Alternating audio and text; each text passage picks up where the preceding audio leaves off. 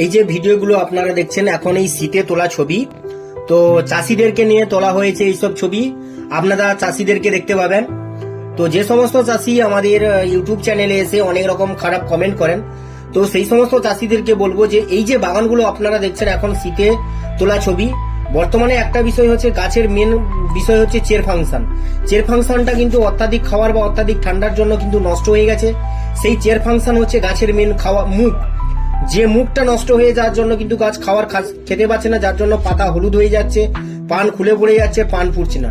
তার জন্য কিন্তু আমাদের যে প্রোডাক্টগুলো রয়েছে, জীবাণু খাওয়ার রয়েছে, বিশেষ করে আপনি বাজারের প্রোডাক্ট ব্যবহার করবেন এবং আমাদের প্রোডাক্ট ব্যবহার করবেন, দেখবেন অনেক অনেক অনেক কিন্তু ফেরা আছে।